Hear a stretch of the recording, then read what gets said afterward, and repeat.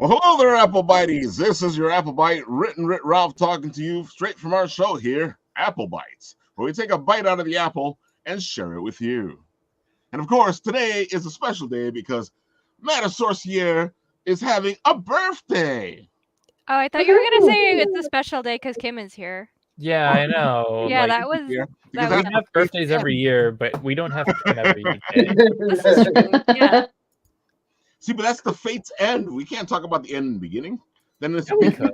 Yeah, we could. I mean, were we not just talking about Memento and how like things went backwards there? Like we can do that here. We that's can make true. it work. Yeah, we totally could. I agree. See, me and Matta today, we're in sync. For That's once scary. in our miserable lives. And at the end is another beginning. Exactly. Well, so how about we start with the end and you tell us about Fate's End?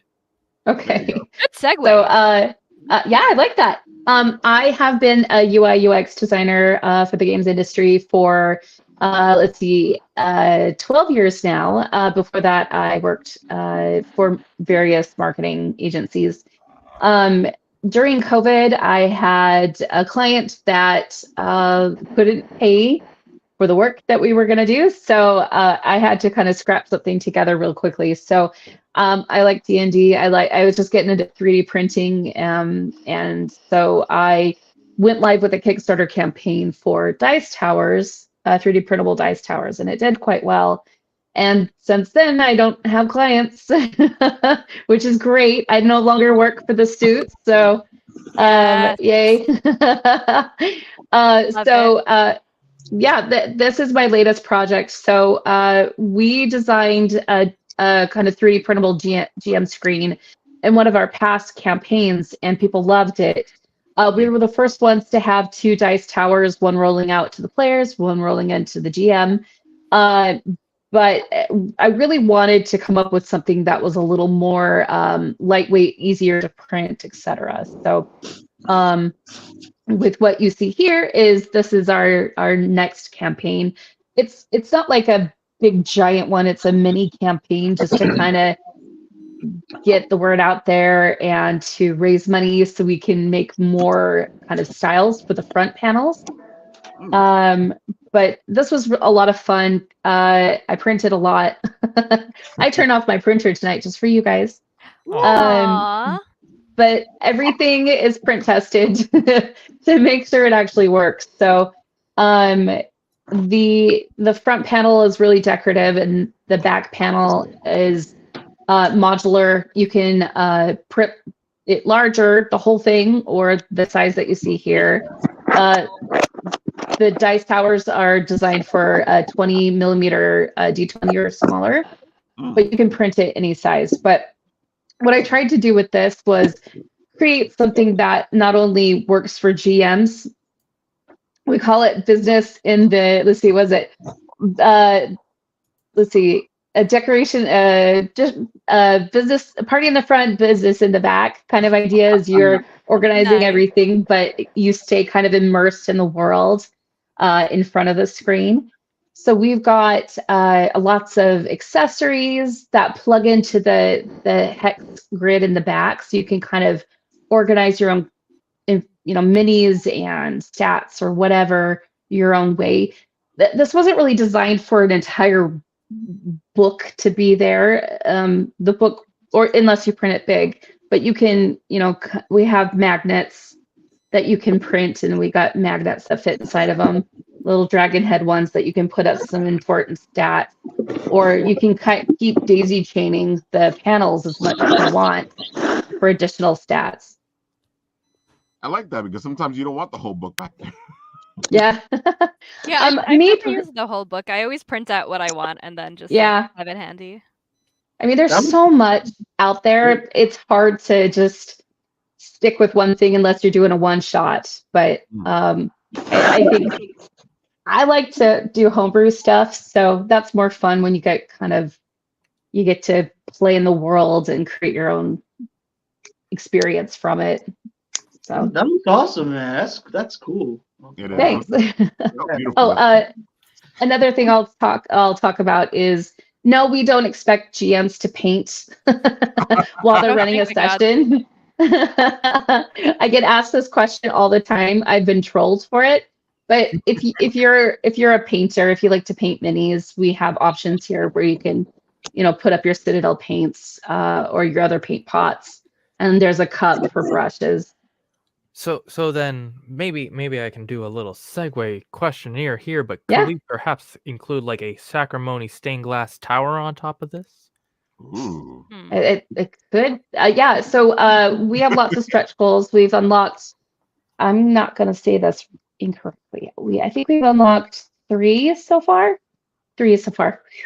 And essentially, the stretch goals are giving everybody the opportunity to suggest and vote for those items. So we have new accessories everyone can kind of vote on and suggest.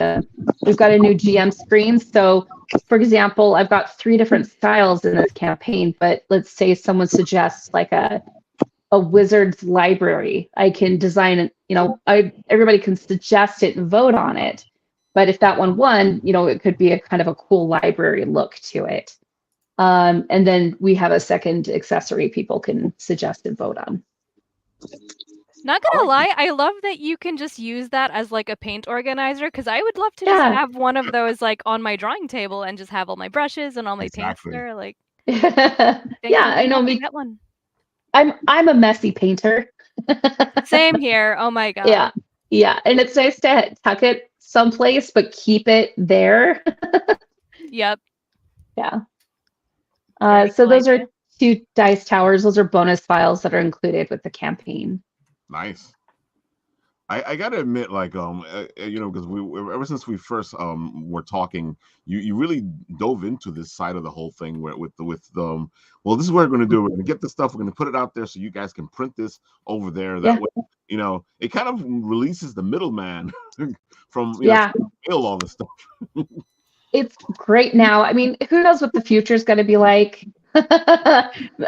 Technology keeps evolving right past everything. But for now, like, what's really great is I have merchants. So merchants are people who have paid for the files essentially, and they're licensed to print and sell the objects. Nice. But I have people who started this as a hobby, and it's now a full-time job. And it's really cool because now they're purchasing files from other makers and becoming merchants for them as well. So it's been really cool to see this grow over the last, it's been 5 years now. And just to see kind of, and I mean, we all have side hustles, unfortunately, because we have to, but there's been a lot of people that made this their side hustle on top of their full-time job as well, and it's helping them keep afloat during this crazy time. Well, like we always say here, sometimes you got to pay for the dream, Yeah. It's a side hustle until you can make it a full hustle. Yeah. I agree. I mean, we all have that big dream, right? That my husband and I met while working at EA Games, and we still want to make our own game studio, but we still have to pay the bills. Yeah. Dude, I love the game. Tell them a little bit about the game, because the cartoon critters or the beautiful critters. Yeah.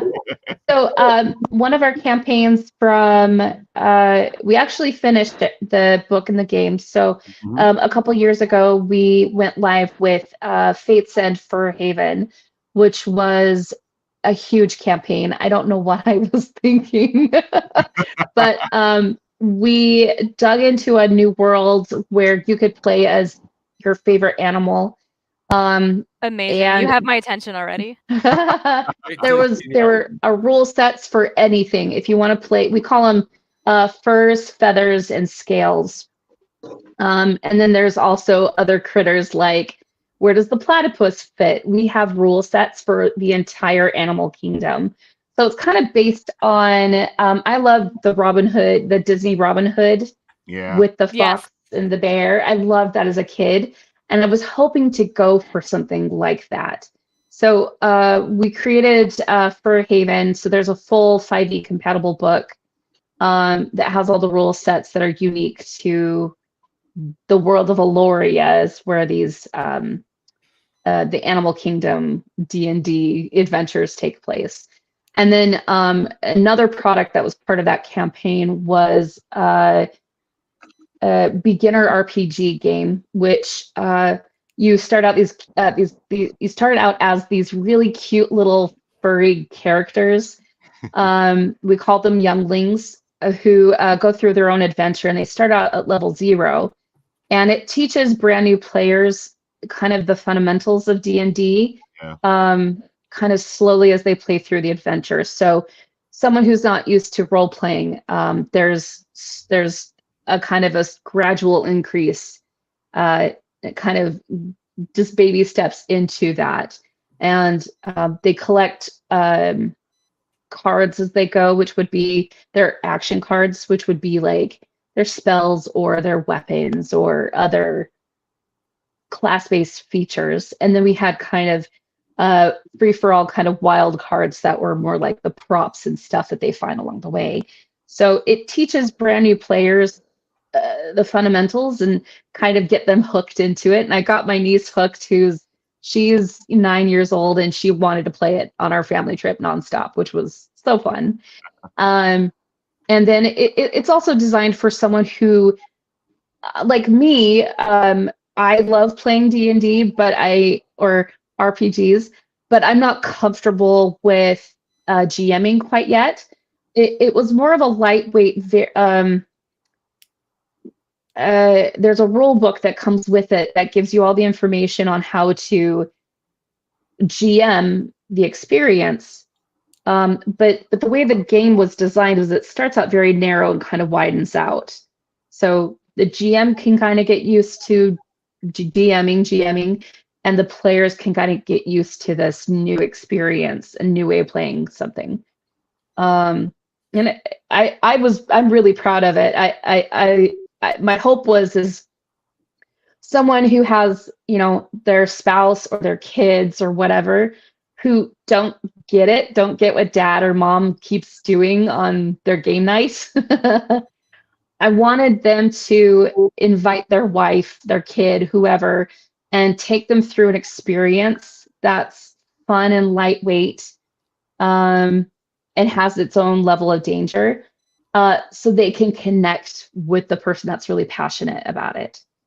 And then once they've gotten into the world, the 5e compatible book should take them from there, where the DM now feels more comfortable, taking all the rule sets and we have roll tables, we have lots of stuff in there where they can kind of start digging into this world on their own. But we give them kind of a guiding, we kind of guide them into it with the beginner RPG, and then they can just take it from there with the 5e compatible book. But these characters, I love them. My poor husband, we'd go for walks and I'd tell him all about Bexy, you see here. And it was a lot of fun. And I really hope we could return to this world someday. Dude, my book showed up recently, actually. Oh, that's so great. Yay. my book, the map, all the stuff that it showed up recently, and I was like, oh my God. And then so glad. something with it, so I'm trying to figure out where she put it. Well, let me know when you play it. I'd love to hear how it goes. Dude, I've been looking forward to this. I remember I was excited when we first talked about it, and that's why I got you on the first time, because this is just so cute, and I love the fact that it's a way to get beginner players comfortable with D&D in general, not just with the beautiful cartoon figures that are just fantastic. Or you know what, even someone as like a grizzled veteran, like having a more relaxing sort of streamlined game that's like a little less effort to prepare for is just a great idea. You're grizzled? I agree with that. Yes. I feel grizzled until I pluck. No, I'm definitely grizzled. I played once with them, and that was it. That's all.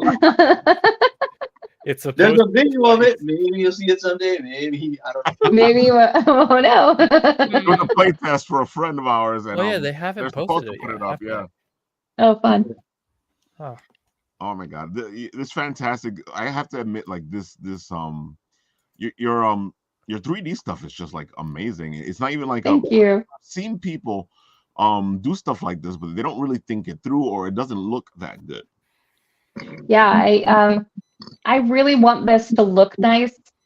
Oh, and they're easy to print as well. That was another goal. So it was threefold. It was functional, it has a purpose. I want it to look beautiful. And then I wanted it to be easy to print. And I mean, when you're getting into 3D printing, it's tough. It's there's a lot to learn and a lot of wrong ways to do it. But at least I wanted something where you can just print it. You don't have to add a bunch of supports and stuff to it. Also, I love all of these characters here so much. Aren't they great? They're adorable. I want to play in this world.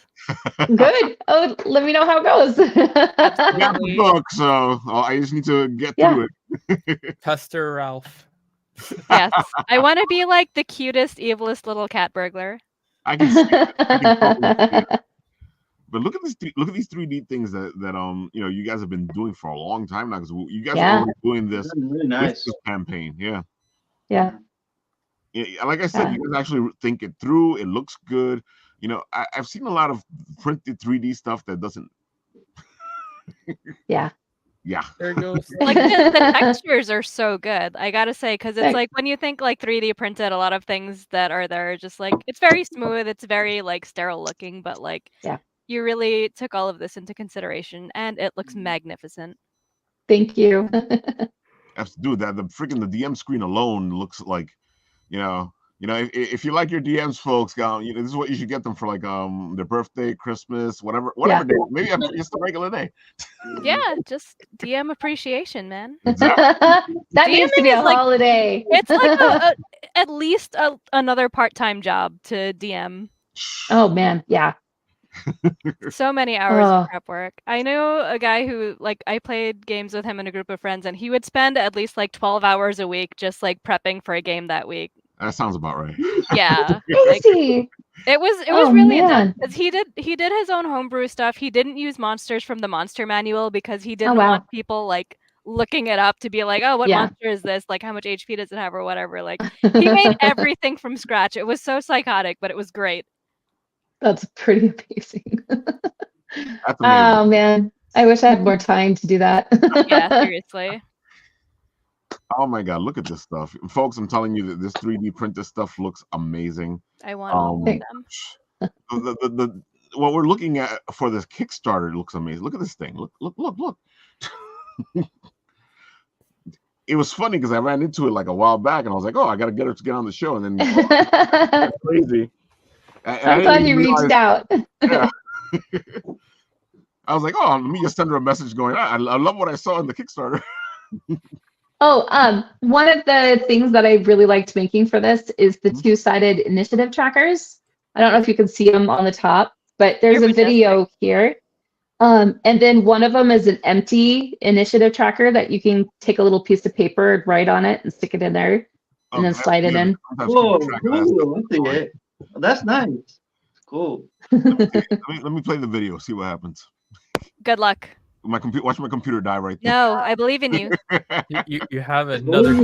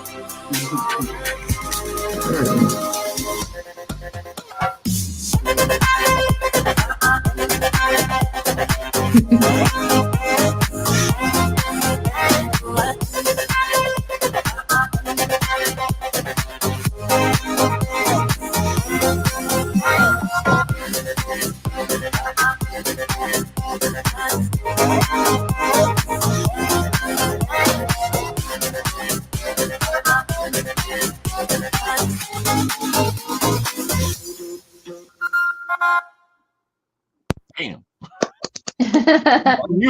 Thank you. I love how clever it is too. Actually, paint tested, mother approved. Yeah. Some of these pictures I took, I had my kiddo. He's autistic. He's 5 years old. He doesn't really talk a lot, and he's trying to destroy stuff as I'm trying to take pictures. So you don't get to see the chaos in the background. You could have a blooper reel. Those are always fun to watch. I know. Yeah. That should be your thing. Like, okay, if you guys get us to a certain point, here's the blooper reel. 20K, Right. 20K blooper reel. I like that. That's a good goal. I like that a lot. All right. Yeah, because people want to see the behind the scenes stuff and how crazy it was, because that looked fantastic. So in your mind, you're like, nothing went wrong during that shoot. But that's all yeah. I wasn't using a phone that had mac and cheese on it. Oh my goodness. The question is, was it my mac and cheese or was it his mac and cheese? Pues no los dos. Oh, so I'm guessing you're planning more than one world when it comes to your Fate's End stuff. Yeah. You're just starting off with that world, and then you're going to move forward. Yeah, that's my hope. So I have a character already. The art's already complete for each class, and I have enough story to take them from their mainland to kind of the worlds beyond. Cool. And kind of the goal was with each section of the story, it would open up more of the world and more opportunity for new beginner players to kind of learn new ways of playing, essentially. Right. But I have to make sure, like, this project was more costly. I spent more money on it than we made, so I have to be really careful about it. So I remember we had a discussion about it, and yeah, we was trying to balance the whole thing out because you ended up needing more money. Yeah. But I mean, everybody was really patient with me when I was, trying to finish up all the models and get everything printed, and there were hiccups with shipping and all that too. So people are really kind. But my hope is that's nice. It was worth the wait. Good. Yay, I'm so glad. In the mail, and I got this thing, and that's why I'm so annoyed that my mom put it somewhere. Oh no. Mom, where's my super suit? Exactly. No, I definitely want to expand this world someday. What was that? That's nice that your backers were patient. That's nice because I they really were. Sometimes they were like, "Where's my stuff? You're ripping me off. What is this? Yeah. Blah, blah, blah." And just relax, man. Yeah. It's coming, man. It's coming. I think for the most part, like, Kickstarter backers are actually very chill and very patient, and they realize that there is a human being behind the project, and that you're not Amazon, and snags happen, things go wrong, and 95% will understand, and there's always that 5% who's just like, you stole my money. Oh yeah. There's nothing I can do about that. And I hate, I only got one of those, and I hate that because I guess I'm a little bit of a people pleaser in my own way, and this was like, here's this cute thing, who wants it? And I didn't, Yeah, you have to be you have to be a people pleaser. It's customer service at this point. I'm good at modeling stuff. I'm not good at customer service.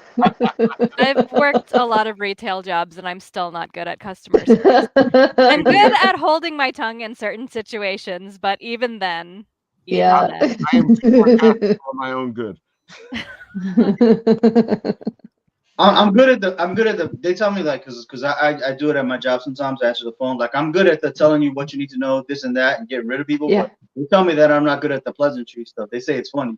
Someone will say, "Hi, how are you doing today?" "Yeah, I'm good. So what do you want?" Pretty much like that. You gotta keep moving and stuff. So I feel like that's very New York, though. Yeah, that's very New York to just keep it going. I want to get back to doing something else, so for me it's good. But they're like, "Oh, the person wanted to talk to you." I'm like, "Yeah, whatever." Yeah, but like, is it your girlfriend calling? Like, why does the person want to talk to you so much? Like, what do they want? Right? Oh man. Like, what? You like me or something? No, this is business. Let's keep going. When it's older people, I try to be nice. When it's senior citizens and stuff, they just like telling stories and whatever. Talking about the Cracker Barrel and what their grandkids are doing and all that. I have a coworker where there was like a bankruptcy type deal, and they thought he were owed money, and they wasn't, and it was just an old person, and this old person was like, "Could you please keep in contact with me? I have no one to talk to." We've been checking in on him every single week, and I'm like, "Wow, dude!" Like for years. I'm like, "Oh, that's so nice," but I wouldn't do that. I'd be like, "Well, it sucks to be you." I mean, they got big all night. Go find some friends. Goodbye. Oh my goodness. Oh my goodness. So, folks, you guys got 16 hours to go. 16. So this thing is near the nitty-gritty finish line. This thing is already funded. It already has a couple of shows up. You guys want to? We're so close. Oh, I'm so sorry. We're so close to the next stretch goal too. 20K. 20K. 20K. 20K. BK. Get them to the next stretch goal. We can do this. Come on. Yeah, seriously. Stretch goals are so much fun. They really are. Like it's great to be able to hit them in general. I've had bad luck with them, but womp womp. I know. It's rough out here. I've been there too. So Kim, do you still need to go or? Yes, I do. Thank you guys so much. It was so fun. It was great. It was great having you. I'm happy to come on anytime, and you guys are always welcome to tell me I do good stuff. So, yeah. Excellent. So we are definitely having you back because I love your world. I love all the stuff you do. And we're going to make sure to have you back for a long, extended period of time, and we can geek out. Yes. Deal. I like it. Thanks, everyone. Bye. Thanks for being here. Bye. Bye. Thank you. Matt Sorcier. I can't top that. Let's just end the show. I can't top that. I don't know what I'm doing here. Would you like someone else to do it? To do what? What are we doing? Give you a birthday present and explain the thing? Sure. Because I'm hella sleepy because I spent my morning at the DMV renewing my ID that expires today. All right, guys. So while someone needed to go over to the DMV, let me tell you something much more important than that person, okay? This is something called Sacrimony. It's a tale about love, life, and death. See, there's this girl, and she sort of kind of dies, but then she just gets better. But, like, there's different things going on. The world's different. Things are starting to be contextualized. It's kind of like that coming of age, but when you really don't want to be coming of age, but you already know that it's coming of age. And like, even though Ralph has the book in his hands, that's not the book you're getting. Okay, you're getting a better book. You're getting a way better book than what Ralph could have. Okay, you want to know why? Actually right, because Matta still has papers on her desk right now. She's holding one right now in her very hands as she lifts it up to show it on. See, you see this? This is what you're getting, people. Look at that. And did I mention that it's all classically done on paper with color pencil and ink and watercolors, all to make a cover that you can also purchase. Oh, she's gone. Oh well, too bad. Well, that's what you could be getting from this campaign. Oh wow, I think Matta pulled something because she's completely gone. Matta's probably over there going, "What happened?" This is what happens when you do too good of a job. All right, Jordan, come on. Your turn to shine. Tell us about your talking last. Or do you want me to do it? Oh, wait. She's back. You what? That was so wacky. I put the book down and it just like jostled my computer a little and my camera. I'm wondering what happened. Anyway, go on. So, Matta, I have to ask you, you were showing off, of course, you're showing the beautiful art now. You were showing off your other book, the volume, right? Yes. Why does the cover look so good on that? Oh, the cover on this one, you say? Yeah. That's just this polite way of saying that the new one sucks. How dare. No, I'm not saying that. I'm telling you, why does the cover look so good? Because I spent like 20 hours on it. Dude, you know how it is sometimes it doesn't translate onto the cover of the book? So the cool thing about traditional art is like, because this was done with like marker and pens and color pencil and all that. Yeah, so it's like the cool thing is when you do traditional art on paper and like you scan it on the computer, it looks terrible, but then when you print it out again, it looks great. That doesn't make any sense.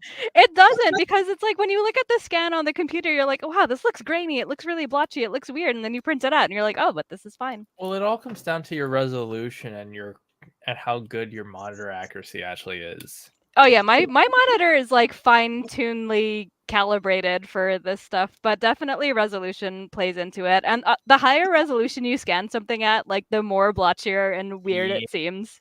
Yeah, I've seen that. But it kind of weirded me out when I saw it. But Dude, yeah, that book cool. Great though. I love that cover for it. Oh, thank you. Yeah, it's very Art Nouveau inspired, which a lot of my covers are like either Art Nouveau inspired or like stained glass inspired, because I like the sort of like very dramatic, overly detailed, striking imagery. And I like playing with text. So like the text was also like hand done. Like this wasn't a font. This was me just like painstakingly doing the letters by hand. So you are everything on the book, because you're actually doing the lettering too. Yep, I do the arts, the writing, the editing, the lettering, the marketing, the everything. What's this? A little further down on the page, and in the update section, there's a thing not made by you, but rather by Flushmallow. Oh yes, there is. There is a thing. You guys have been like whispering to each other on the side, and I'm like, we were, and it's official. Yeah, it's been announced. It's been posted on several accounts. Yes, if only we could for a few weeks now, I think. Oh, if you go to the updates. Oh, updates. There we go. Oh, right here. Yes. If you go to the one that says gifts from the homies, a little something from the homies. There we go. There. Okay. Yes. Click the. We're the homies. Okay, we're the homies. You are the homies. You are indeed the homies. Oh, look at that. God, look at that. Who did that? Who did that? Is there a possible artist within the group called Flushmallow? I believe there is. And these are stickers we get with each physical version, if I understand this correctly. This is true. Every physical backer will get a very adorable Year of the Dragon sticker done by the wonderful and kind Flushmallow. Send her some love. Nice. This is so cute. It's amazingly cute. There are a lot of people who are very hyped for the sticker. Oh wow, I can see why. Dude, I have not seen this on any of the, and it's funny because I'm on your feed like a lot because I keep sharing this stuff. She posted it on Instagram, and I posted it to my stories, and it was a whole thing, and you just weren't looking at. That tells you a lot about the algorithm, though. Oh yeah, I've been actually discussing this recently with people because for some reason they go, Ralph, we had a whole campaign. I'm like, I didn't see it. Because Ralph, you wouldn't buy this. This isn't part of your algorithm feed. Matta's part of my algorithm feed. When I was posting reels every day, I was on like everyone's algorithm feed. People were getting annoyed with me. It was great. Like, why are you drawing so damn much? I'm like, it's my job. It's what I do for a living. Yeah, seriously. If I don't draw, my cats don't eat. Like, this is bad. I haven't seen it, but I'm never on Instagram. That's why. Like, so I usually go in to see who's messaging me, who's bothering me, who's sending me a video of Spider-Man dancing like a fool, and then I'll leave. Go back. Oh yeah, if someone's not sending you a video of Spider-Man dancing like a fool, it's not truly Instagram, because that's what everyone. I do all the time, but I tell them to stop. They don't. It's like, oh, here's Spider-Man twerking on top of a bus. Like, yes, I've seen this 5 times already. Thank you.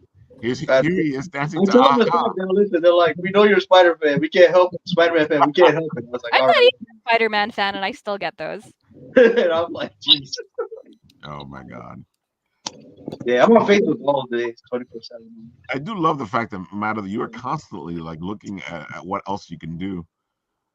You know, with your stuff, with your books. You know, so because some people just like stay stagnant. I can't coast. I get bored too easily, so I have to always keep doing something to keep myself entertained. Otherwise, if I'm not entertaining myself while I'm working on this, then like, why am I working on it? I could just go do something else. So when are we gonna see some Year of the Dragon artworks then? Oh yeah, that's definite. You've already seen a Year of the Dragon artwork, Flushmallow. From you. I don't know. I don't know. Honest answer, I don't know. You need to make content. You need to keep pushing. I'm making an entire comic, and I'm making an entire other comic for John Westhoff, and I'm doing covers for people. I think I've got plenty of content. But where's the content you're posting? Dude, she was doing like a video a day. I was, but I realized like I wanted to do videos of me working on comics, but then it was like it just got in the way and it was slowing me down, so I just stopped doing it. Because at the end of the day, film, I edit and send it back to you. But just the setting up to film is a pain in the ass. It is. And then I run out of space on my phone, and then I have to like empty things out. Yeah, no. So I had to decide what was more important, like making videos or actually getting the work done that I'm getting paid to do. So yeah, doing the work ended up winning. Like it would be nice to have the time to like make a big show of like working on every page, but like I don't have the time or energy. Mm. You know, just the real world alone gets in the way. Oh God, tell me about it. Life is just like, oh, you wanted to work on comics today? No, you're not gonna get to work on comics. I think you are working on comics. Yeah, no, here's a family emergency. Go deal with that instead. Like, God damn it. Like they say, you want to make God laugh, make a plan. You know. Oh, definitely. Oh my God, seriously. That's a good saying right there. Yeah. That's what happened this weekend. We were supposed to go to India. Yeah. And then I heard Lou got sick, right? Yeah, Lou got sick. Oh man, that is a huge bummer. Yeah. I like the fact that you got a cameo appearance for $110. Hi, John Westhoff. Oh, he's here? Yes, he is. I manifested him into existence talking about drawing his comic. John is rocking out. John is always rocking howdy, out. folks. Oh, hey, it's Phil. But you know. To say happy birthday. Oh. And of course, Grant Lanker is saying hey-o. Hey-o. But you know. You know? Have they been here since 7:30 and we're just now seeing the Yeah. No. Oh, goodness. Damn it. Everybody but Phil and John, they've been here since 7:30. Oh wow. Amazing. I was trying to let Kim talk a bit, so I didn't put up Yeah, Kim was pressed for time, so that's understandable. Yeah. Dude, I had to have her on as soon as I saw it, and she got back to me. I was like, dude, you gotta come on. You know, can you come on today? She was like, yeah, I can come on. All right, let's do this. Did you see that thing? It's beautiful. I like the concept of it as a paint organizer. In all honesty, I was like, okay, I don't play a lot of in-person D&D, but just having something to hold my brushes and my paint, so like my shit just isn't all over the place. You're not kidding. That thing looks useful for so many other things as well. Yeah, seriously. Get a couple of those, right? Just print a bunch of them, just have them everywhere. Organizing my books, organizing my paints, organizing my life, like good stuff. I want little castles everywhere. That's what I want. It's my life goal. Yeah, I got dragons everywhere. Nice. I got dragons, bitches. But you know, Ralph, you guys may not have been somewhere this weekend, but someone was. Do tell. Was it real human skeletons? Yes. Okay, so awesome. This weekend I went over to the coolest anime bar in New York City. Oh, that's right, you did. You went to an anime bar? Yeah, he did. Which one? I saw it on his Instagram. I didn't see that on the Instagram. He's like, someone got me food, but it was all gone.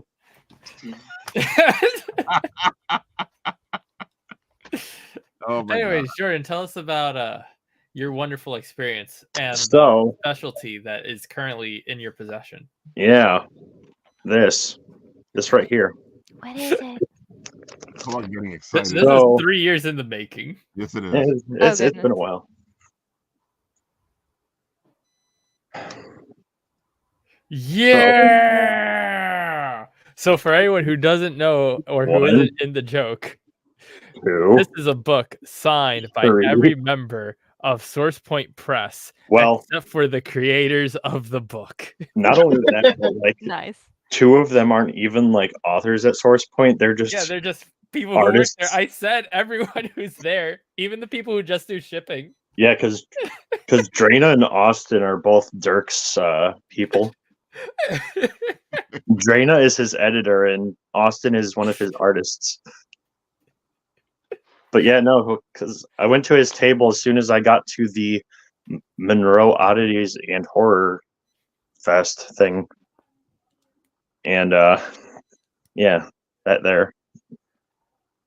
WWE legend Sabu was there. I climbed into a real wrestling ring for the first time in my life. Let's go. Something I always wanted to do. Oh, you can tell he's enjoying it, man. I saw him take pictures and videos, and this stuff looked like he was like, ah! Yeah, no. I got on the bottom rope at least, and then a bunch of kids started following me in, and then I'm like, all right, I'm done here. Did you powerbomb them? No, but like half an hour later, I guess they all got kicked out. Oh, wow. So I guess we weren't supposed to be in there. You're generally not. But I'm like, you know what? I'm like, you have one life. I'm gonna live it, and I got it. But yeah, no, 7 signatures on this. Damn. Let's go. We were hoping for more if it worked out, but yeah, he's like, hey, I have a surprise for you, and he's like, here, have this. But also, you gotta love Dirk Manning. Also, I have this thing that's been sitting on top of my head. Ralph, you gotta put him up. What is that? So me and Dirk have been thinking for a while about all the stuff of his I have and what I don't have. I'm like, what's something I don't have of yours yet? And I'm like, I don't have one of these. Da da da da. You know what? Da da da. Wow. Did you steal his banner from the concert? Yeah, he stole his banner. Yeah, did he give you that, or did you just like yoink it? No. So this banner is from a different convention. Yeah. From 4 years ago, called Astronomicon. And yeah, I'm like, one thing I have like, your box of matches, your candle, your books, your pins, your hat, your shirts. I'm running out of ideas here of what I have and don't have. So I'm like, you got any banners? And what did he say? He's like, yep, I'll bring it to you at the thing. And I'm like, okay. He said no. He said, put that back on the table. I need that. No, there's a different banner that you can see in that video behind him that he uses for all of his shows. Oh yeah, there is. But he doesn't use ones like these. No, because you took it. He hasn't in a long time, yeah. That was Sabu. Yeah, that banner, the white one. No one love. That's like banner 1.0. He's on like 4.5 now. So. Yeah. Nice, man. But yeah, I will be seeing him again next month in Bowling Green, Ohio, with Anna Marathon. Are you gonna get me something from Anna Marathon? Perhaps. Speaking of other things I did get from that yesterday. Persona 3. Well, that wasn't at the convention, but yeah. Is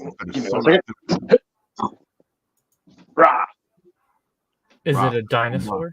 It's like a real dinosaur. Oh, it is. It's Snow Miku. Dragon. Yeah. Whoa. Which year? That looks like 2021. Is that 2021 Snow Miku? I think. I don't know.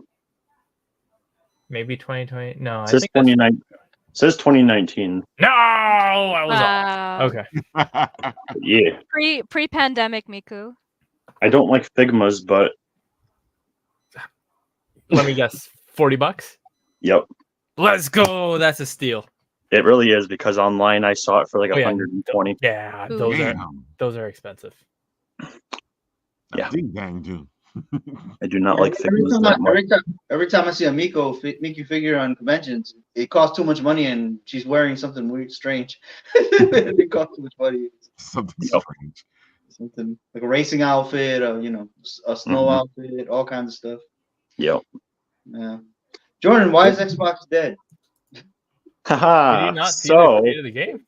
So for the past week or so, there's been rumors going around about how Xbox is going to take all of their exclusives and put them on PlayStation. Wow. Okay. Wow. They're putting hold on. They're putting Gears of War, Halo. Yep. All that Bethesda stuff they just spent like the last 3 years trying to get. Exclusive. Yep. Yeah. It's next week. Phil is doing some meeting where he's gonna officially announce, "Hey, we don't do first party anymore." Wow. I mean, they put a lot of stuff on the Switch. I mean, because I remember when Cuphead was I remember when Cuphead a lot of stuff on the Switch. The other thing too is like for a while. The other thing too is like a week or two ago, they just like fired and laid off their entire physical games department. Pretty much. Jesus. Yeah. I believe it was close to 18,000 employees all just got fired within the past 2 weeks. So they're definitely dead. So basically, you will not be seeing stuff like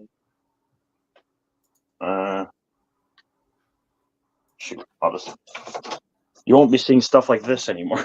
Yeah, you won't see much of those. This will be gone. So are they getting rid of their Xbox completely? No. Xbox has never. They've moved Xbox off of being a console and into being a live service platform, and that's been like the case for like several years now. Yeah, that's the direction they've been moving since the get-go. Yeah, so them making a move to like also put it onto the PlayStation has actually just been a thing that Sony has not wanted to allow than anything else. So that's weird. Yeah, so because they just also announced an Indiana Jones game. Right, I did read something about that it's going to PlayStation supposedly. Yeah, that's another one that was supposed to be exclusive to Xbox, but allegedly. When Killer Instincts moves, I'll believe it. And go play it on N64. That's where it starts. Is Killer Instinct still around? I haven't heard that game in a long time. Like they updated. Okay, so they brought it back in like 2015 or 2016, and it was exclusive to Xbox.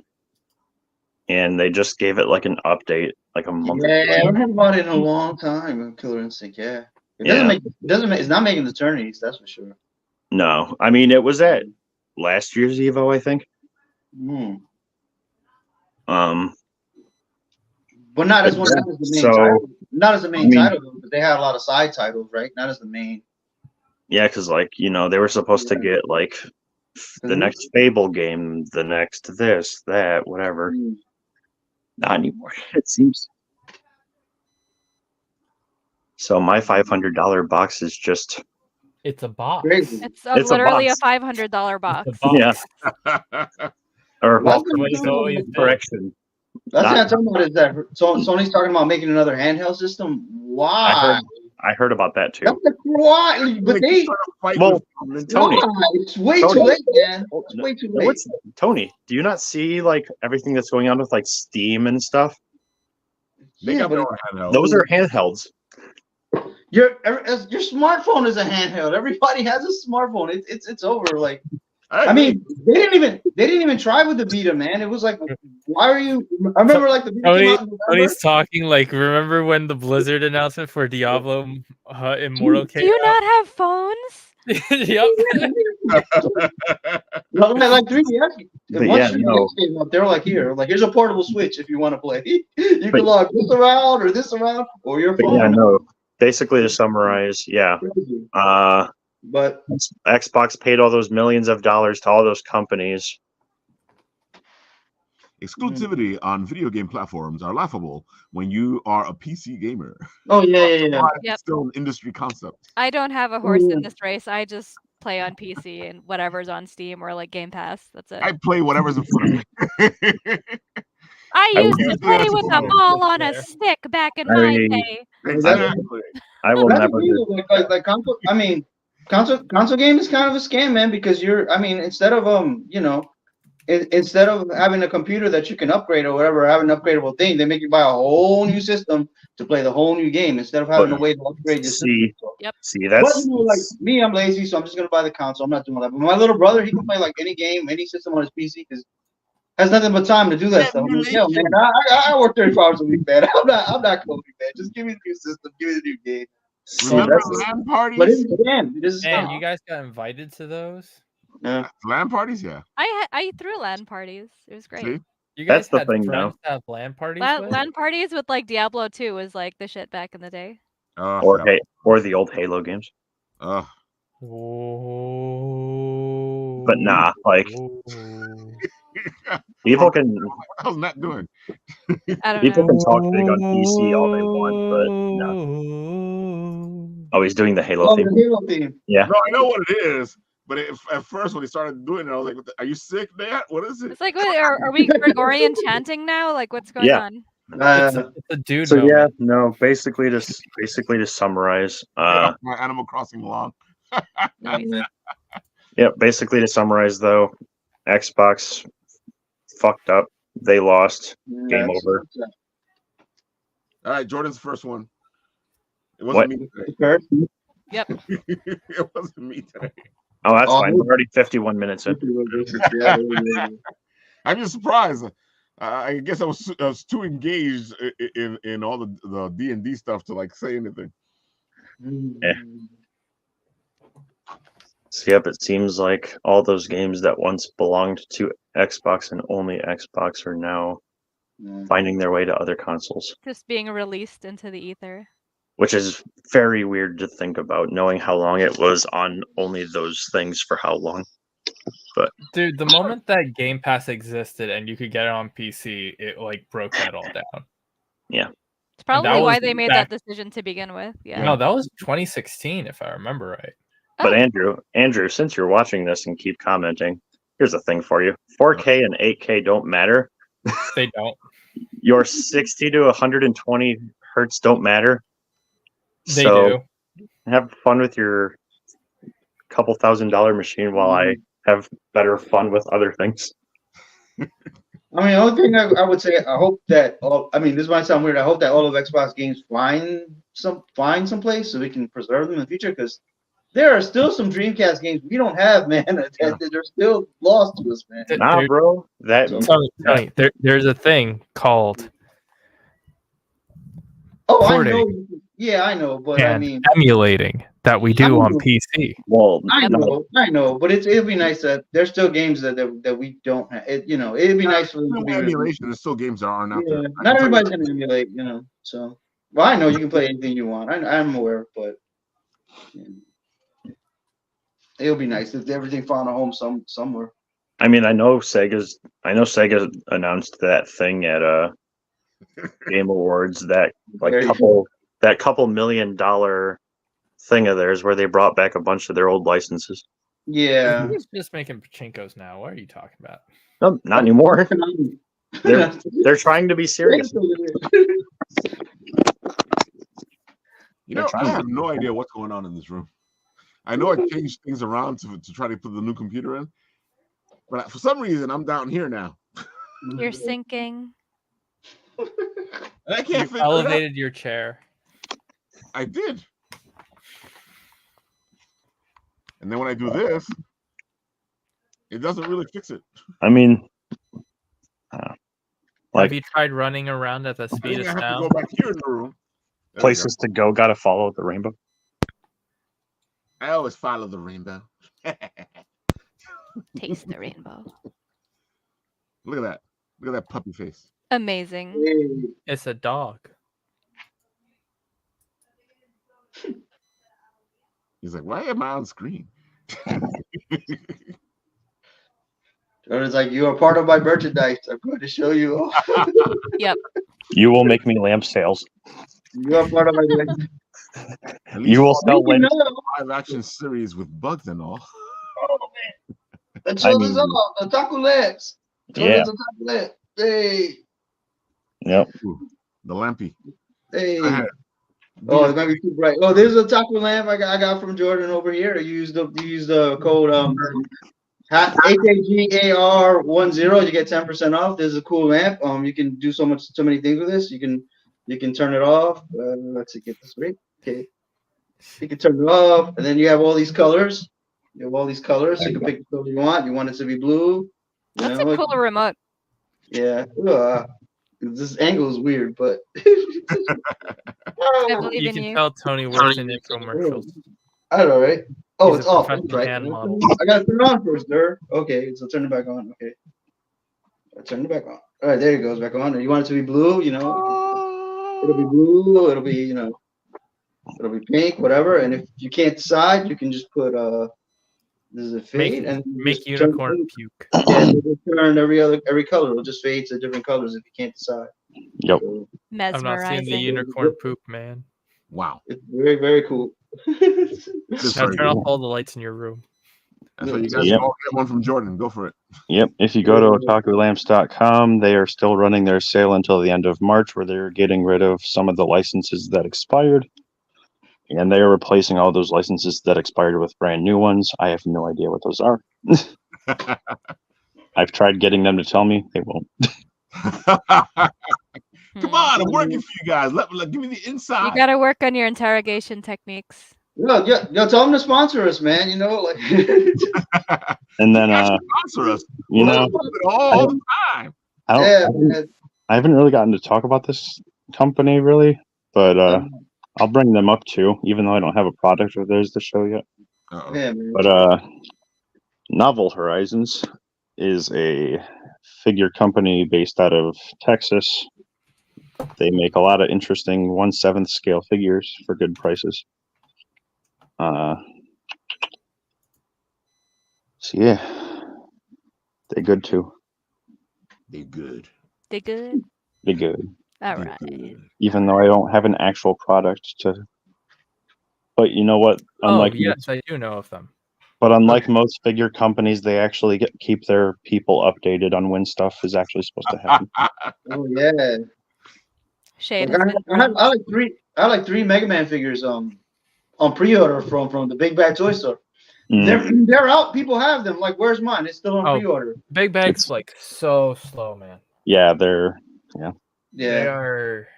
I mean, they're out. Like, Amazon has them. It's like, where are my figures? They're on pre-order. I pre-ordered them like last year. Like, oh, it's coming. Yeah, no, I just killed the pre-order. I'm like, what's the point? I got like two Kotobukiya figures coming this year. Yeah. Because they make nice stuff. Kotobukiya is faster just to order from. Kotobukiya is good. They make nice stuff. Speaking of something, Matta and Jordan are kind of adjacent to. Exactly, adjacent. You guys can both jump on this one, explain what's going on, and then make John Weston happen. All right. Well, we've got Drumsticks of Doom, the collected first volume graphic novel. It's the first 4 issues in one book, and it is the story of what if, instead of the Beatles becoming the most popular band in the world, Black Sabbath became the most popular band in the world. Well, there's like werewolves, mayhem, a whole bunch of bullshit. And there's our main character, Lana, who is just trying her best to make her own music and keep metal at the top of the charts. Metal! That is a great concept for a book. It is an amazing concept for a book. Like, as a metalhead, I would be stupid not to back this. Exactly. And speaking of Jordan, let's throw this up because Jordan's one of the company heads. Oh yeah. So, Maiden in Disguise, Volume 2, Part 1. It's a good book. Go check it out. Good pitch. Very good pitch. Good pitch. We all love Bookie Tandem. She does amazing work. Maiden in Disguise 1 was fantastic. You go to get it in English and Japanese. And 2 is the same thing. You're going to get it in English and Japanese. What are you guys waiting for? I gotta say, as someone who always plays MMOs as male characters because I don't want to get harassed as a female character, like I relate to this story very much. Like, and I've had enough of my friends do this while we played online. And then Tony has it too. Yeah, I have the first one. Yeah, because I think Tony's like the only one that backed the Kickstarter who backed them. Unless you did, Nate. Shen backed the second one, if I remember right. Yeah, I backed the first one. So waiting on a check to get to the second. So I liked it a lot. It was fun. I backed the animated shorts one because that's about the time where I met Bitsy and like got in on what she was doing. Yeah. These shorts was fun. The voice acting was really great and it was really funny. And then the only thing of hers I've backed so far is the pins. The EV pins. Oh right. She did those pins with Floosh. Right. The pins with Flooshmallow. Yeah. Right. Forgot about that. Yeah. Yeah. So, folks, Tentacle Kitty, beautiful little Tentacle Kitty Dungeons and Dragons class, like my mage friend here. It's adorable. Folks, you guys, if you guys want your D&D self made into a Tentacle Kitty, this is which way to go. It has many options, many ways to go, and who doesn't want that beautiful, cute little mimic? You know, you want to hug the mimic and call him George. And then he bites your face off, and you're like, I deserve this. Yes, exactly. Like and then you take him to go see the hit movie of the year, Winnie the Pooh, Blood and Honey 2. Oh my goodness! Because they're making a sequel. So I've heard, because they didn't have enough trouble making the first one. I mean, to be fair, we've already got like 5 Steamboat Willie horror movies. Oh my god! People and were in all quick. fairness, they did do fairly decently at the box office. Yeah, but now this one has Owl, Piglet, and Tigger. Yeah, they're all because they showed the Tigger wasn't available for the first one, so now Tigger's available. Now they can use them because they are free now. So I think Tigger should be the hero of the movie. No. Mr. Manic himself. Let's see. Yeah, right words. Talking about I'll kill everyone. Something me and Ralph are VIPs for. Exactly. We are VIPs for Right Wars. Dude, if you guys want juices flowing for $1. They gave them $1. This is a game that they're going to put together. The Kickstarter is coming soon. Look at that. We are at 107 followers for this. So keep helping them. Keep putting that notify in. I think this is kicking off at the end of the month, and they're going to be back on to talk about it and tell us a bunch of other goodies that can happen. I love the fact that the game itself is going to be free to play, but then if they like raise enough money, they can just add so much more onto it. Exactly. I think that's a very cool like model to have. I agree, because what they want to do with the money is just give you more. Right, like the game is already going to exist. Let's just make it even better than it already is. What, dude, making a decent game? As an intention? Impossible.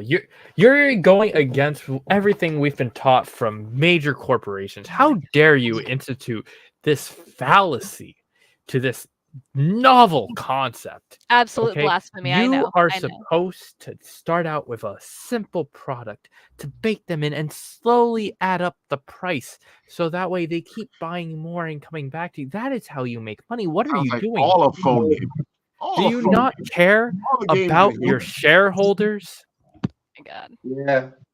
You gotta make the next what is the next forecast, whatever. So we only release 20% of the game, and then the rest could be patches and downloadable content. Don't worry about it. Don't raise $100. You get the rest of the game. People. Go support these Kickstarters instead of supporting a bad game like Pal World. Yeah. Pal World is a fun Pal game. World. It is It is psychotic, and I love it. It's dumb. It's There so psychotic. is a reason why I quit after 20 minutes. We can do things with them, Batman. Yeah, we literally can now. Yeah, Pokemon Joker. Came out like the biggest Google search was for that Suicide Squad game is how can I get a refund? Oh yeah, yeah, because they practically ruined Kevin. I mean, everything about it looked bad. Like, why? Well, did you not buy this game? not just that, but they like ruined Kevin's legacy. I'm like, did you see the commercial? I'm gonna shoot Superman in the bleep, and that's what you want to play. Like, why did anyone buy this game? Absolutely no taste level whatsoever. No. Yeah, I mean, you got what you paid for. back when I sent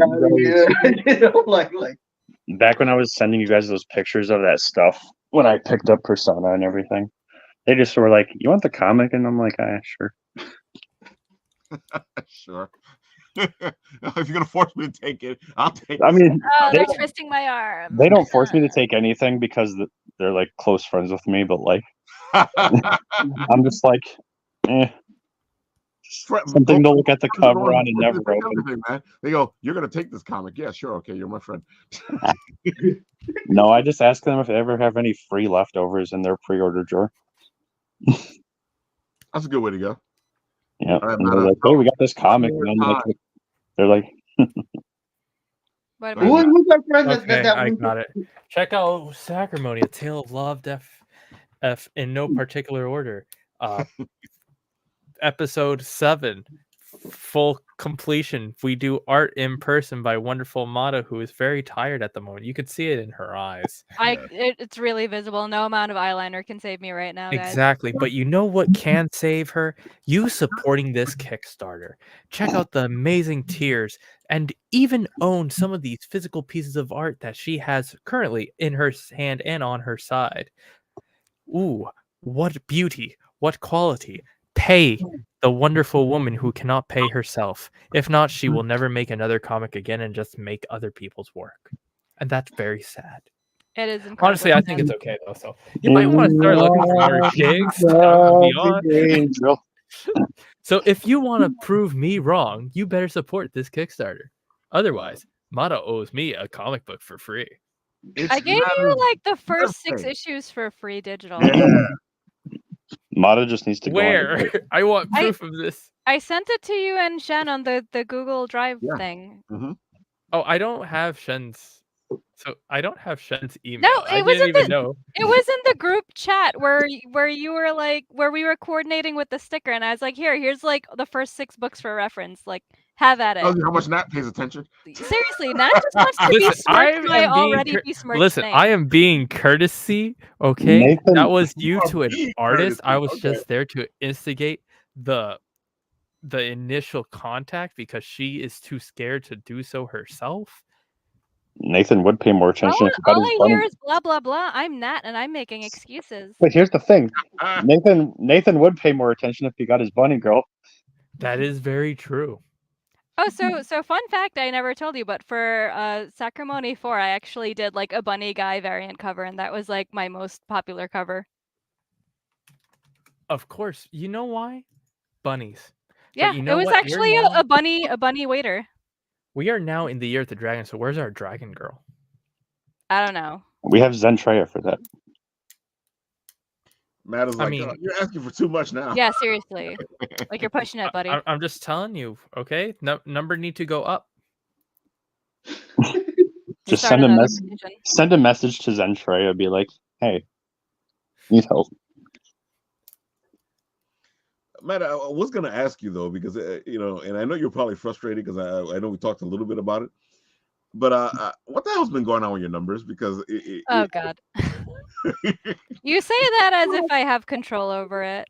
No. I'm saying this because I keep looking at it, and the weirdest thing starts to happen. There was a time where you were like, I was close to 4,000, and then someone who backed out like $160 was just like, you know what? No. And then they just canceled, and it put me back down to like 3,600. And those were some dark times.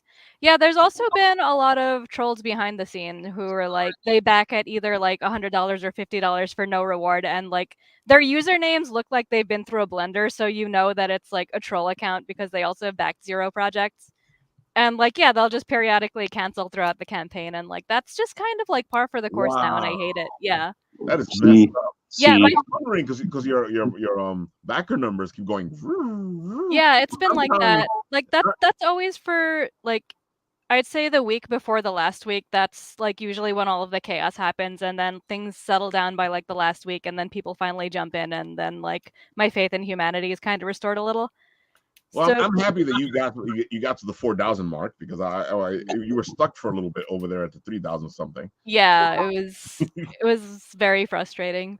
But yeah, like speaking of trolls, my friend Jack, who is running a campaign right now, he has a troll backer who's like backed at $1,500, and it put him at the funded mark, and he has like 3 days left, and it's like very nerve-wracking to wonder like, all right, well, when is this person going to cancel and like set me below the funded line again? Oh, that's messed up. Yeah, that's wrong with people. Why would you do that? You know what? I think he's doing a campaign for his church, and they're doing sort of like an anthology of like interfaith religious stories. So there's like, you know, pagan stories, there's Jewish stories and whatever. So someone just wants to troll his church, I guess, which is really messed up. That's even worse. That just makes it like 10 times worse. Hello, Tate. Hey, Tate, what's up? Humans. Nah, the one surefire thing to work is getting Sarah McLachlan in the arms of the angel with like a dog crying or something to your Sacrimony book. I don't know. I feel like people would troll that too. Yeah. Like, come on, make the dog cry harder. We can make you guys are the worst. Absolute sick people out there.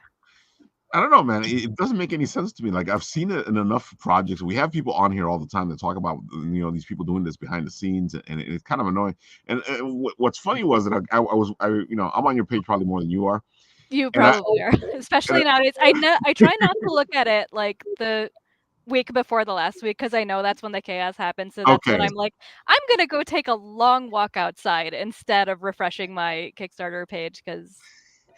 So the weird thing that I was watching was that your backer numbers were going like would go up or down, and then your pledge numbers wouldn't change. The money numbers wouldn't change. And yeah, sometimes the money numbers would change, but the backers wouldn't change. You know? Yeah, like, or sometimes it would be like $200 less, but there would be like 3 backers more, and you're just like, what the hell is going on there? Exactly. Like, what are people doing? I'm like, what the hell's going on? Yeah, like, I'm happy you're not watching this because it was pissing me off. Yeah, I mean, I end up seeing the little graph chart at the end of the day and just watching the line just kind of like plummet and like the backer count is still staying the same, and I'm just like, I can't deal with this. This is always the part where I'm like so close to just being like, you know what, screw all of you. I'm canceling this campaign. I'm gonna just like pack up my shit and go and just become like a hermit in the woods somewhere because like this is ridiculous. And then by like the last week when people start jumping back in, I'm like, okay, I think I'm okay now. I got it all out of my system. Have you tried just posting a picture of a sandwich in the picture? Just a sandwich? Does it have to be a sandwich? No. Does it have to be a sandwich that I made, or can it be a copyright infringement, stolen stock photo sandwich? You should go and make it a real sandwich and just put it on one of the art pieces. Just started trolling you. Yeah, you know what? Kickstarter has done nothing about the trolls too. It's really sad, and also the ridiculous amount of like scam messages we get behind the scene, where it's like, "Dear creator, we want to talk with you about how to fund your project," and it's just like, you know, people who are like, "Oh, give me $300 and I'll get you backers," and it's like, no, they won't. You mean like the ones Bitten Apple has been blowing my phone up with for the last week? Yeah. Oh yeah. I forget you guys can see that.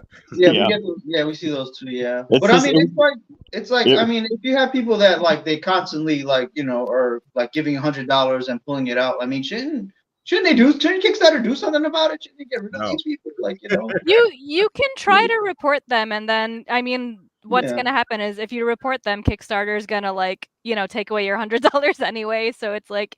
Either way, like that money was never mine to begin with, so sometimes it's not even worth the effort. Right? Yeah. Dude, it bugs me out because they're talking about the stuff, you know. These guys talk to me, and then I'll answer them back, going, "Dude, we are a media company. We do interviews with creators. You know, that's all we do." And they go, "So when do you want me to help you with your Kickstarter?" I'm like, "I just told you." We are. It's probably like, this is the worst part is that it's not even a bot. Like, yeah, it's not even a human being that you can mess with anymore. It's just like an AI chatbot. Yeah, they don't react to my crazy stuff that I throw at them. So I miss the days like even with the phone when like actual real people would call me about my car's extended warranty, so I could like tell them some bullshit. But like now you can't even do that because it's just like it's a bot. It is all bots.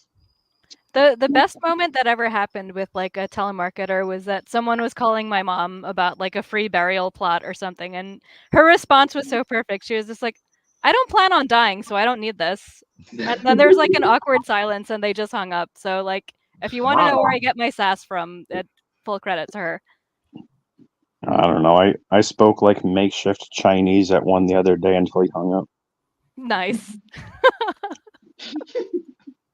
I've answered the phone in different languages. I can't say. Yeah. Oh, there was one time where someone was calling for me for I don't even remember what, but he was just like, "Hi, my name is Thomas Edwards," and I was like, "I hate you, Thomas Edwards," and there was just like a long awkward silence, and then he hung up. Wow. But yeah, no, Ralph, that day of the horror thing, I feel like pulled out my phone and it was that dude. He's like, "Hi, I'd like to talk to you about your project you got going on." I'm like, "All right," put it back in my pocket. Yeah, that's the guy. Yeah. We don't have it, and I know it's a bot. There's many of them. Yeah. Every time somebody comes on Well, the show, this one, the one the other day was the same guy like 5 times in a row. Yeah. Mm-hmm. Tell him, like, bro, get a life. Like, go find someone who loves you or something. Jeez, get away from me. This guy's shown up a couple times after a couple of the creators come on and do their Kickstarter. Yeah. Like, those are 10 different Kickstarters. How many Kickstarters do you think I'm doing?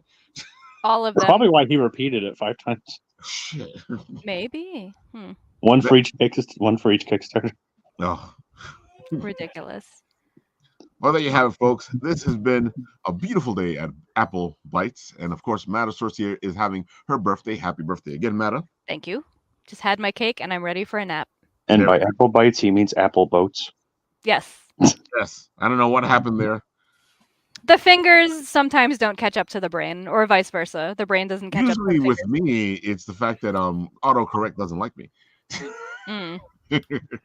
Listen, it's Apple bots now. Thank you. Apple bots, roll out. Apple bots, exactly. Apple boats. Transform and roll out. Transform and get the hell out of here. And that's what we're about to do. We're going to transform and roll the hell out of here. Nice. Except on this show, this happens.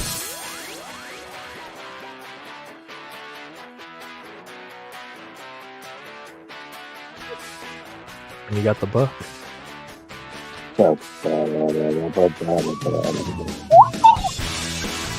That's a fair response.